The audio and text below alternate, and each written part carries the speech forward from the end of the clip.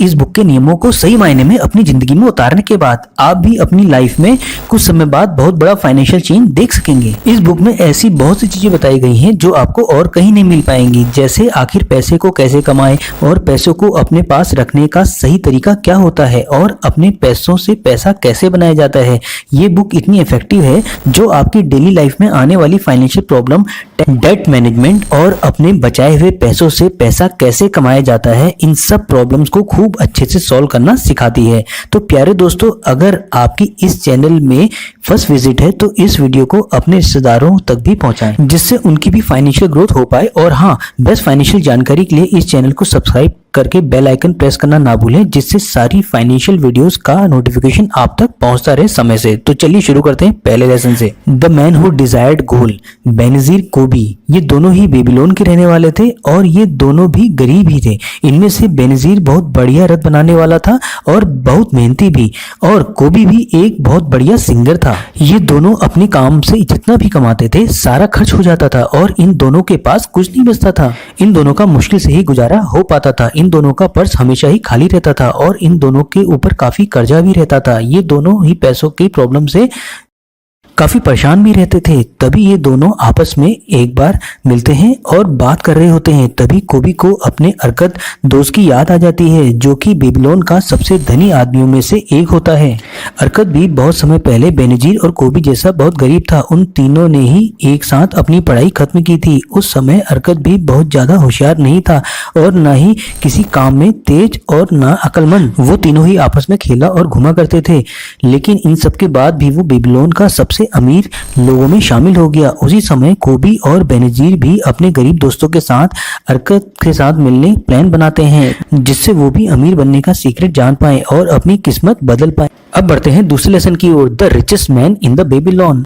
अरकत Babylon का सबसे अमीर आदमी था। वो अपनी वेल्थ और काइंडनेस के कारण काफी दूर तक फेमस भी था। वो अपनी वेल्थ गरीबों के साथ पूरी दिल के साथ दान करता था और बहुत ज्यादा खर्च भी करता था, लेकिन इन सब के बावजूद भी अरकत की दौलत कभी भी कम नहीं होती थी, उल्टा और तेजी के साथ ग्रो होती जा रही थी। एक बार बेनजीर कोबी अरकत के आलीशान महल में आए। तब बेनजीर और कोबी ने अरकत से पूछा, जब तुम भी हमारी तरह गरीब थे तब तुमने ऐसा आखिर क्या किया जिससे तुम बेबीलोन के रिचेस्ट पर्सन बन गए। तब अरकत कहता है, अगर तुम लोगों को पैसे में दिक्कत आ रही है, इसका मतलब ये हुआ तुम अभी तक दौलत को इकट्ठा करने के सही नियमों को सही से नहीं जानते हो या फिर इन नियमों का पालन नहीं करते हो। अरकत इसी बात पर अपनी स्टोरी बताना शुरू कर देता है।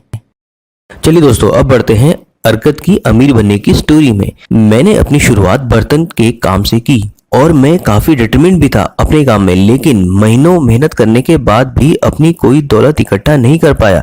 एक दिन अपने काम के सिलसिले में एक मशहूर व्यापारी एल्केमिस्ट मेरे पास आए, जो कि उस समय के बेबीलोन के कई बड़े आदमियों में से एक थे। उसी समय काम के दौरान मैंने पूछा, एल्केमिस्ट, आप बेबीलोन के काफी अमीर आदमी हो, क्या आप मेरे को भी ये सीक्रेट बता सकते हो कि मैं कैसे अमीर हो सकता हूँ? अगर आप मेरे को ये बताएंगे तो सारी रात मैं आपका काम करूंगा और सुबह तक आपका काम पूरा हो जाएगा। और जैसे ही साहूकार एल्केमिस्ट ने सुना तो वो तुरंत राजी हो गया। फिर क्या था, मैंने सारी रात जगकर उनका काम अच्छे से पूरा कर दिया और उन्होंने भी सुबह अपना वादा पूरा किया। फिर एल्केमिस्ट ने अरकत को दौलत कमाने का पहला सिद्धांत बताया, जो कि इस प्रकार है। पहला सबक, एल्केमिस्ट ने कहा, तुम जितना कमाते हो उसका 10% अपने पास ही रखोगे। मैंने पूछा, लेकिन मैं जितना कमाता हूँ उससे मैं पूरा का पूरा अपने पास ही रखता हूँ। तभी एल्केमिस्ट कहते हैं, ऐसा बिल्कुल भी नहीं है। क्यों? तुम बेबीलोन में रहकर खाने के पैसे नहीं देते? क्या तुम कपड़े खरीदने के बाद उसके पैसे नहीं देते? क्या तुम बेबीलोन में बिना पैसे खर्च किए जिंदा रह सकते हो? तुम्हारी पिछले महीने या पिछले साल की कमाई कहाँ है? तुम बाकी सबको तो पैसे देते हो, लेकिन अपने आप को नहीं। तुम अपने को छोड़कर बाकी सबके लिए मेहनत करते हो और उनके लिए कमाते हो। तब उन्होंने अरकत को समझाते हुए कहा, देखो भाई, तुम जो भी सोने की इनकम बचाते हो उस इनकम को तुम इन्वेस्ट करके अपने लिए और धन कमा सकते हो, और जैसे ही वो धन तुम्हें रिटर्न दे तब तुम उससे भी और धन कमवा सकते हो। तुम्हें इस बात की चिंता बिल्कुल भी नहीं करनी है कि तुम कितना धन इन्वेस्ट कर रहे हो। तुम्हें इस बात की चिंता नहीं करनी है कि उससे कितना रिटर्न आ रहा है, कम या ज्यादा। तुम्हें बिना चिंता करे सिर्फ अपनी इनकम का 10% ही इन्वेस्ट करना होगा। अब आते हैं इस कहानी की समरी में।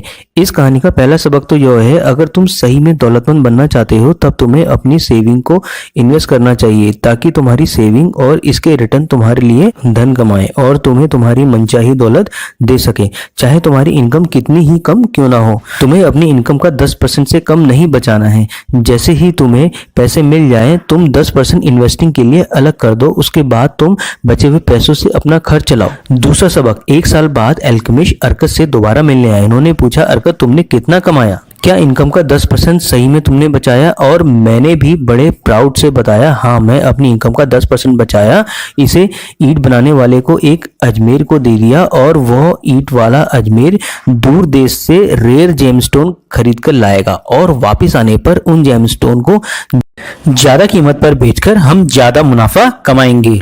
ये सुनने के बाद अल्केमिस्ट गुस्से में लाल होकर बोला, तुमने जेमस्टोन के बारे में एक ईंट बनाने वाले पर क्यों भरोसा किया? क्या कभी जूते सिलने वाले से खाने बनाने की रेसिपी पूछी जाती है? लो, तुम्हारी पूरी रकम ही डूब गई इस बार।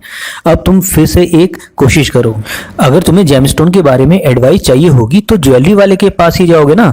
अगर तुम्हें कपड़े की एडवाइस चाहिए होगी तो कपड़े बनाने वाले के पास ही जाओगे। दूसरा सबक, एडवाइस एक ऐसी चीज है जो लोग फ्री में तो देते हैं, लेकिन इसे लेकर सतर्क रहने की जरूरत है। तुमको सिर्फ उनसे ही एडवाइस लेनी चाहिए जो व्यक्ति उस काम में स्किलफुल हो और उस काम को बढ़िया तरीके से करता हो। जो व्यक्ति अपनी सेविंग के बारे में गलत और अनएक्सपीरियंस लोगों से एडवाइस लेता है वो अपनी सेविंग उन लोगों के कारण गंवा देता है। इतना कहकर अल्केमिस्ट वहां से चले जाते हैं।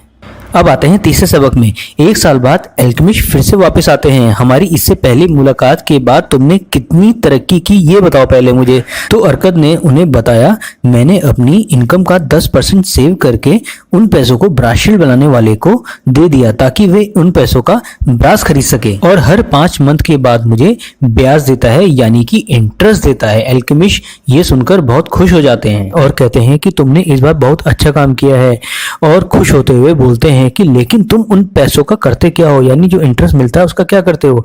फिर उसने कहा, मैं इससे अच्छी अच्छी चीजें खरीदता हूँ और खूब जश्न मनाता हूँ। ये बात सुनकर अल्केमिस्ट हंसते हुए कहते हैं, तुम अपनी सेविंग के रिटर्न को खर्च कर रहे हो, लेकिन ऐसे में तुम उस रिटर्न से और ज्यादा धन कैसे कमा पाओगे, और तुम उस धन से और भी ज्यादा धन कैसे कमा पाओगे? अब सीक्रेट सुनो, तुम्हें अपने रिटर्न से धन की खूब सारी सेना बनानी है, उसके बाद तुम काफी बेहतरीन जश्न बना सकते हो आसानी से। अब बढ़ते हैं तीसरे सबक की ओर। अपने इन्वेस्टिंग से मिलने वाले इंटरेस्ट को यानी इनकम को खर्च नहीं करना है, उसे दोबारा इन्वेस्ट और री इन्वेस्ट करना है, जिससे वो आपके लिए और ज्यादा कमा सकें। कुछ सालों तक ये करना ही होगा। ऐसा करने से तुम्हारे पास धन की एक सेना तैयार हो जाएगी।